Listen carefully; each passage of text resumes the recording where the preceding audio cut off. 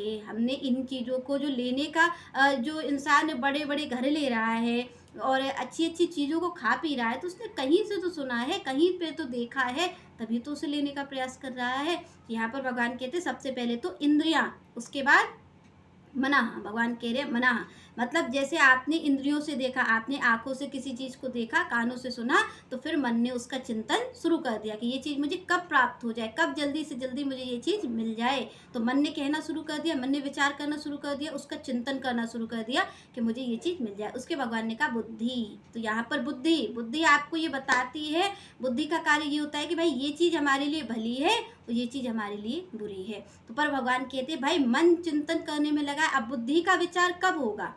आप अगर बुद्धि से निर्णय लेंगे तो आप निश्चित रूप से आप गलत निर्णय ले लेंगे, क्योंकि बुद्धि सही निर्णय कर ही नहीं पाएगी, क्योंकि मन ने जिस चीज का चिंतन कर रखा है बुद्धि उसी के अनुसार चल रही है। तभी आप देखेंगे कि जो भक्त होते हैं वो बुद्धि से निर्णय कभी नहीं लेते, वो विवेक से निर्णय लेते हैं। और विवेक कहाँ पर मिलता है? विवेक संतों के पास मिलता है, सत्संग के संग से विवेक जागृत होता है। तो यहाँ पर विवेक से जो निर्णय लिया जाता है वो बिल्कुल सही होता है। तो जो संत होते हैं, जो संतों की कथा होती है, उनके द्वारा हमें ये पता चलता है कि ये चीज़ सही है हमारे जीवन के लिए और ये चीज़ सही नहीं है। तो यही होता है विवेक, जब हम चीज़ों को सही गलत जांचना शुरू कर देते, जब हम ये देख लेते कि भाई ये चीज़ हमारे लिए, जब हम ये जान लेते हैं कि भाई अनुभव से संत अपना कहते हैं कि ये चीज़ सही है और ये चीज़ गलत है, और जब इस चीज़ को हम भी जान लेते हैं तो वो विवेक के द्वारा हम भी सही चीज़ का निर्णय कर लेते हैं, क्योंकि हमें पता रहता है कि ये चीज़ सही है या गलत है। तो यहाँ पर बुद्धि क्या करती है? बुद्धि तो बस चीज़ देख लेगी और मन चिंतन कर रहा है, तो जब मन उस चीज़ का चिंतन करता है तो बुद्धि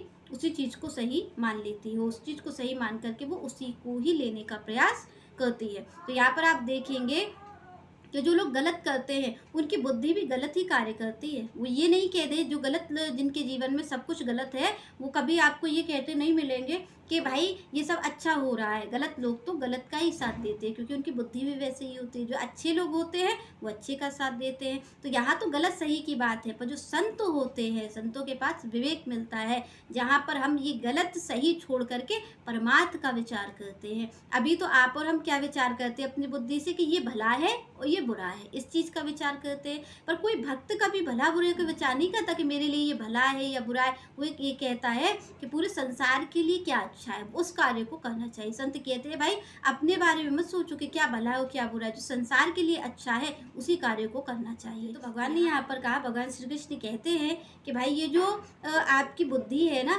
यही आपसे कार्यों को बिगाड़ती हो, संवारने का काम करती हो। भगवान कह रही जो आत्मा है इसके सबसे नज़दीक अगर कोई है वो बुद्धि ही है, बुद्धि ही कार्य करती है। इसकी पड़ोसन जो है ये बुद्धि ही है, बुद्धि ही आपको सही मार्ग दिखा सकती हो, बुद्धि ही आपको गलत मार्ग पे चला सकती है। तो श्री कृष्ण यहाँ पर कहते हैं कि भाई सबसे पहली कौन सी चीज़ है जिससे कि आपके, जो भगवान ने कहा कि भाई इस काम रूपी शत्रु का जो निवास स्थान है, पहला क्या है?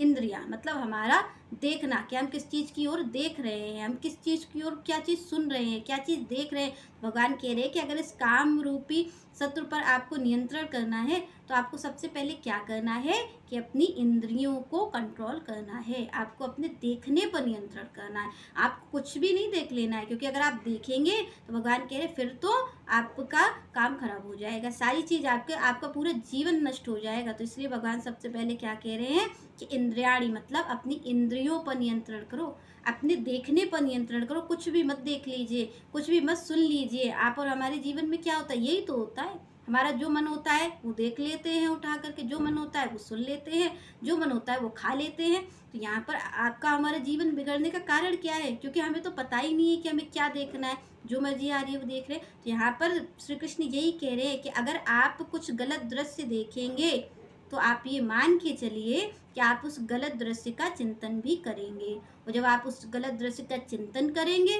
तो आपकी बुद्धि भी गलत हो जाएगी। और आप जानते हैं कि बुद्धि से ही पूरा शरीर चलता है, जो कार्य करती है वो बुद्धि ही करती है। तो यहाँ पर फिर आप उसका गलत निर्णय ही ले लेंगे। यहाँ पर अगर आप कानों से गलत वार्ता सुनेंगे तो गलत चिंतन होगा, और जब गलत चिंतन होगा तो गलत मार्ग पे ही आपका हमारा जीवन चला जाएगा। तो यहाँ पर श्री कृष्ण कहते हैं कि भाई आपको इन चीज़ों को ध्यान रखना है कि सबसे पहले क्या है? इंद्रियाणी। भगवान ने कहा भाई इस काम का जो निवास स्थान है ना, इसकी जो मूल जड़ है वो यही है आपकी 5 ज्ञानेंद्रियाँ। आप गलत सुनते हैं गलत देखते हैं, गलत कहते हैं और तभी आप गलत करते हैं। तो यहाँ पर आपको सबसे पहले क्या करना है, इंद्रियों पर नियंत्रण रखना है। उसके बाद मनः, भगवान ने कहा मन, आप जब इस पर नियंत्रण रखेंगे ना, जब आप सही देखेंगे, सही सुनेंगे, तो आप सही कहेंगे भी, और जब आप सही देखेंगे और सही सुनेंगे तो आपका जो मन है वो भी सही का ही चिंतन करेगा।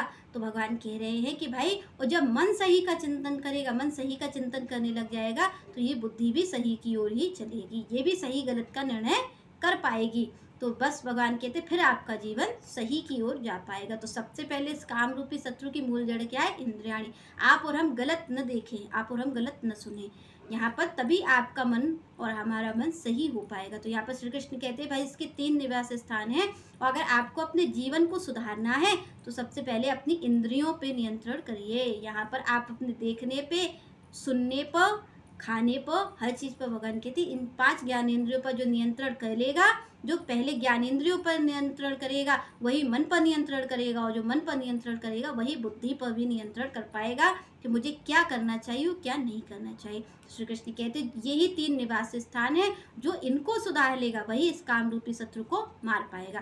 तो यहाँ पर श्री कृष्ण कहते हैं कि आप कई लोगों को देखते होंगे, तो आप यहाँ पर देखेंगे कि कई लोग जाते हैं और कई लोग तीर्थ स्थल जाते हैं। तो जो लोग, कई लोग तो पिकनिक मनाने के लिए जाते हैं, कुछ लोग जाते हैं स्नान करने के लिए कि हम गंगा जी, जमुना जी में स्नान कर लेंगे और हम पवित्र हो जाएंगे। कई लोग पिकनिक के लिए ही जाते हैं, पर कुछ ही होते हैं जो केवल इस भाव से जाते हैं कि हम यहाँ पर संतों का दर्शन करेंगे और श्री कृष्ण का दर्शन करेंगे। तो ये कुछ लोग होते हैं। तो भगवान कह रहे हैं कि जो पिकनिक के लिए मनाने जा रहे हैं, जो आप देख रहे हैं कि स्नान करने के लिए जा रहे हैं कि हम केवल स्नान कर लेंगे, भगवान कह रहे हैं कि उनकी बुद्धि कैसी है, उनकी बुद्धि ये काम रूपी शत्रु द्वारा मोहित हुई है। भगवान यहाँ पर एग्जाम्पल दे रहे हैं कि काम रूपी शत्रु द्वारा अगर बुद्धि मोहित होगी और जिनका ज्ञान ढका हुआ होगा, वो एक तीर्थ स्थल को भी केवल इतना समझेंगे कि मैं स्नान करके वापस आ जाऊं, तो वो केवल स्नान का साधन समझते हैं। कुछ लोग तो बस पिकनिक का साधन समझते हैं। पर भगवान कह रहे जिसने इस काम रूपी शत्रु को मार दिया है,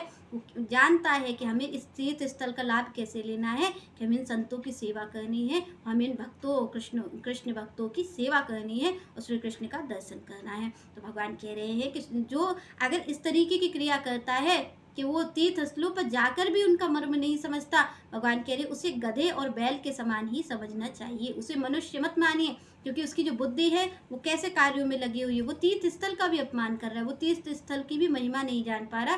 तो श्री कृष्ण कहते हैं कि ऐसे जो मनुष्य हैं उनको गधे और बैल के समान समझना चाहिए, क्योंकि उनकी बुद्धि जो है वो एकदम गधे और बैल जैसी है। वो देखने में तो मनुष्य लग रहे हैं, उनकी बुद्धि है जो काम रूपी शत्रु ने मोहित कर ली है, उनके ज्ञान को ढक लिया है। इसलिए भगवान श्री कृष्ण कहते हैं कि जो ये चाहता है कि मेरे जीवन में ज्ञान का उदय हो, जो ये चाहता है कि मेरे जीवन में सुख की प्राप्ति हो, श्री कृष्ण की प्राप्ति हो, तो श्री कृष्ण कहते हैं कि यहाँ पर उसको इन 3 चीज़ों पर नियंत्रण करना पड़ेगा, इंद्रिय, मन और बुद्धि। चलिए नेक्स्ट चर्चा हम नेक्स्ट वीडियो में करेंगे। तब तक के लिए जय श्री राधे, जय श्री कृष्ण।